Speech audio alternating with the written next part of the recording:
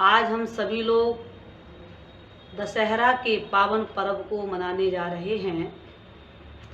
दशहरा हिंदुओं का एक प्रमुख पावन त्योहार है जो कुंवार मास की शुक्ल पक्ष की दशमी तिथि को मनाया जाता है।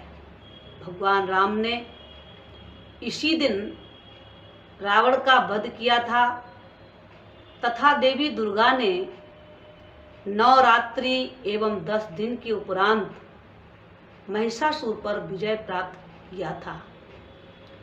यह पर्व असत्य पर सत्य का विजय, अधर्म पर धर्म की विजय का पर्व है।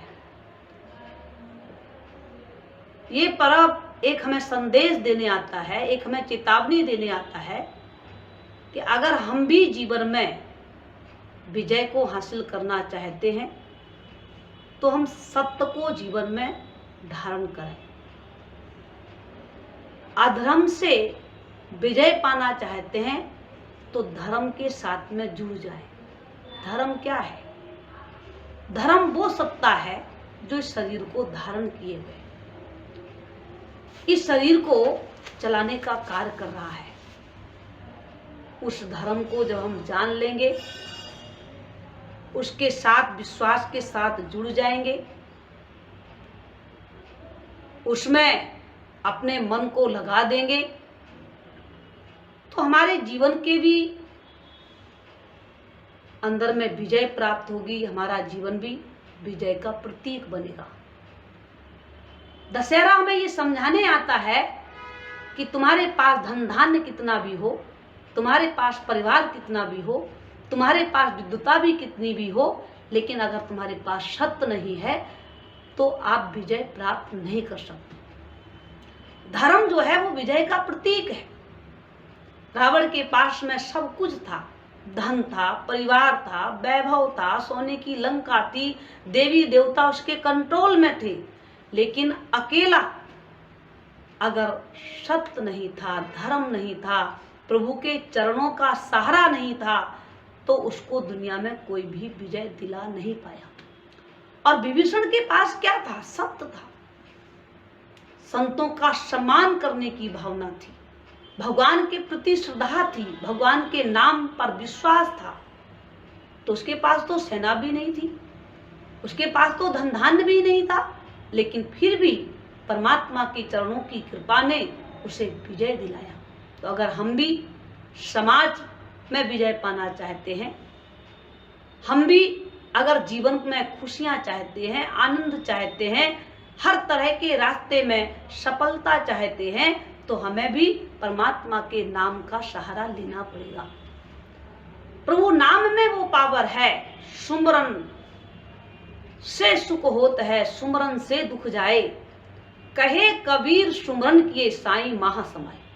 सुमरन सुख का दाता है, सुमरन दुखों को काटने वाला है। और लोक लाहु पर लोक निवाहु, सुमरत सुलभ सुखद सब का। अगर हम मन से परमात्मा के नाम को जान के ध्यान करते हैं, साधना करते हैं, सुमन करते हैं, तो लोक लाभ, लोक में लाभ मिलता है, परलोक निर्वाहु, परलोक में हमारा निर्वाह होता है। लेकिन वो नाम के जो दाता हैं, वो सत्य के जो दाता हैं, वो सद्गुरु महाराज होते हैं। इसीलिए भगवान राम अगर रावण पर विजय पाए हैं तो उन्होंने विभीषण को क्या कहा?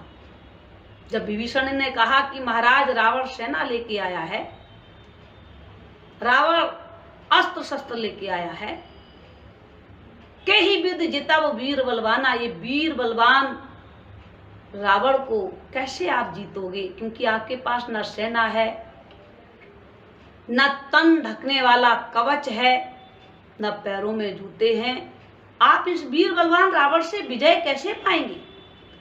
तो प्रभु राम ने क्या कहा कि हे विभीषण, जो विजय दिलाने वाली सत्ता है वो सेना नहीं है, वो विद्वता नहीं है, कवच अभेद विप्र गुरु पूजा, यही सम विजय उपाय न दूजा। गुरु महाराज जी के चरणों की पूजा जो श्रद्धा से करता है, गुरु महाराज जी के चरणों में जो श्रद्धा से अपने आप को झुकाता है, गुरु महाराज जी के चरणों में जो विश्वास करता है, गुरु महाराज जी की पूजा करता है, प्रभु राम कह रहे हैं उसके अलावा विजय का कोई दूसरा रास्ता ही नहीं है। और आप सभी लोग जानते हैं इस बात को। सीता स्वयंवर की जब रचना हुई, बड़े बड़े वीर आए, बड़े बड़े योद्धा आए, लेकिन जब धनुष नहीं तोड़ पाए तो गुरु महाराज जी ने प्रभु राम को आदेश दिया, उठे हूं राम भंजहूं बहु चापा, हे राम उठो और इस धनुष को तोड़ो। तो प्रभु राम ने अपने बल का प्रयोग नहीं किया, अपने गुरु महाराज जी का सहारा लिया। सबसे पहले अपना शीश जो है उन्होंने गुरु महाराज के चरणों में झुकाया। गुरु ही प्रणाम मन ही मन कीना, अति लाघव उठा है धन लीना। गुरु महाराज जी के चरणों में शीश झुकाया, गुरु महाराज जी का पहले आशीर्वाद लिया, क्योंकि कहा है बिना गुरु के विजय मिल नहीं सकता। जब गुरु महाराज जी की कृपा, गुरु महाराज जी का आशीर्वाद विजय दिलाएगा तो हर साधक का धर्म है, हर शिष्य का कर्तव्य है कि अपने गुरु महाराज जी के चरणों पर विश्वास रखे, गुरु महाराज जी के वचनों पर विश्वास रखे।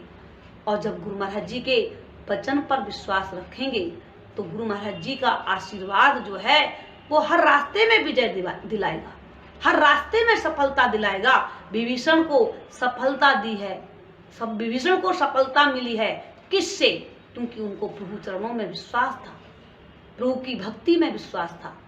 और रावण को अपनी सेना पर विश्वास था, अपने धन धान पर विश्वास था, अपने बल पर विश्वास था, लेकिन दुनिया पर विश्वास रखने वाला हार खाया और प्रभु चरणों में विश्वास रखने वाला विजय को प्राप्त किया। तो आज हमारा भी एक कर्तव्य है, हम सब साधकों का एक कर्तव्य है कि हम भी इस सच्चे सुख को, सच्चे आनंद को, सच्ची शांति को जीवन में हासिल करना चाहते हैं तो हम भी प्रभु के नाम का सहारा लें।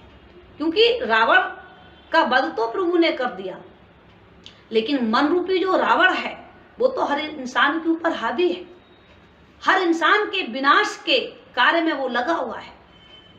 हम इस मन रूपी रावण से विजय कैसे पाएंगे, इससे कैसे बचा जाएगा? इसने तो रावण जैसों का विध्वंस कर दिया, कुल सहित, कंस और दुर्योधन सहित पूरे परिवार सहित उसने विनाश किया। भगवान श्री कृष्ण कहते हैं कि हे अर्जुन, जिसका मन काबू नहीं है वो अपनी जिंदगी में कभी विजय नहीं पा सकता। सबसे पहले मन को तू बांध, पर ये मन काहे से बंधेगा? तो कहा कुंभ का बांधा जल रहे, जल बिन कुंभ ना हो, और ज्ञान का बांधा मन रहे, गुरु बिन ज्ञान ना हो। बिना सदगुरु की कृपा के, बिना सच्चे महापुरुषों के चरणों की कृपा के मनुष्य उस ज्ञान को हासिल नहीं कर सकता। और ज्ञान के बिना ये चंचल मन, ये चलायमान मन, ये काबू में नहीं हो सकता। और मन काबू में नहीं हुआ तो जीवन में हम किसी भी हालात में विजय प्राप्त नहीं कर सकते। तो इस मन को बांधने के लिए हमें ज्ञान की जरूरत है, और ज्ञान को पाने के लिए हमें सच्चे सतगुरु के चरणों की आवश्यकता है, सतगुरु के सहारे की आवश्यकता है। और सदगुरु महाराज जी की कृपा जब एक साधक के ऊपर हो जाती है तो तुलसीदास जी लिखते हैं, कवच अभेद विप्र गुरु पूजा, यही सम विजय उपाय न तुझा। गुरु महाराज जी के चरणों की जो पूजा है वो अभेद कवच है। उस गुरु की कृपा को पाने के लिए ही प्रभु राम जैसी महाशक्ति सदगुरु के दर पर गए। गुरु महाराज जी का आशीर्वाद लेने के लिए भगवान श्री कृष्ण जैसी महाशक्ति सदगुरु के चरणों में गए। तो आज अगर हम भी जीवन में विजय पाना चाहते हैं, हम भी जीवन में इस मन को काबू करना चाहते हैं और मन के मंदिर में बसी हुई उस ज्योति का दीदार चाहते हैं, तो हमें सदगुरु का सहारा लेना पड़ेगा। क्योंकि कहा जैसे चंदा उगवे सूरज चढ़े हजार, एते चांद ना हो दिया गुरु बिन घोर अंधियार। गुरु महाराज जी के बिना हमारी जिंदगी के अंदर में उजाला नहीं हो सकता है। और गुरु महाराज जी जब कृपा करते हैं तो मन के मंदिर की जो ज्योत है उसको देखने का रास्ता बताते हैं। अपने जीवन में एक प्रकाशमय जीवन कैसे बने, एक ज्योतिमय जीवन कैसे बने, अंधकार से कैसे छुटकारा हो, वो गुरु महाराज जी एक टेक्निक, एक कला बता देते हैं।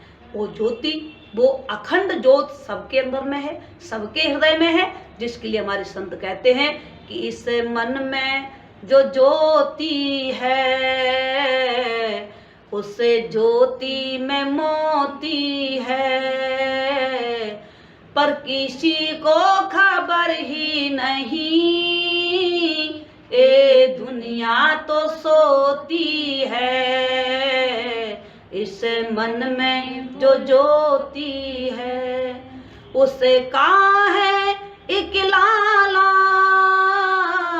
जो घट का खोले ताला, ओ खोल के ताले को कर देता है उजियाला, उजियाले में चमके, उजियाले में चमके, मणियों की तरह दमके, पर किसी को खबर ही नहीं, ये दुनिया तो सोती है। इस मन में जो ज्योति है, इस मन के मंदिर में जो ज्योत है, परमात्मा की ज्योत जल रही है, जिसके लिए रामायण में भी लिखा है कि नहीं चाहिए कछु दिया घृतवाती, नहीं चाहिए कछु दिया घृतवाती, परम प्रकाश रूप दिन राती, परम प्रकाश रूप दिन राती, परम प्रकाश। तुलसीदास जी लिखते हैं एक अनादि प्रकाश, परम प्रकाश है, और उस प्रकाश के लिए ना घी चाहिए, ना माचिस चाहिए, ना दीपक चाहिए। और माँ की जो अखंड ज्योत है, वो केवल 9 दिन की नहीं है, वो ज्योत निरंतर हमारे अंदर में जगमगा रही है, लेकिन उसका ज्ञान, उसका बोध श्री गुरु महाराज जी के चरण कमलों की छत्र छाया के बाद ही प्राप्त होता है। तो हर साधक का एक धर्म है, हर साधक का एक कर्तव्य है कि गुरु महाराज जी के चरणों में जा करके गुरु महाराज जी का आशीर्वाद प्राप्त करें, उनसे ज्ञान प्राप्त करें, और अपने हृदय की ज्योति को जान के जीवन को सुखमय बनाएं, आनंदमय बनाएं, शांतिमय बनाएं।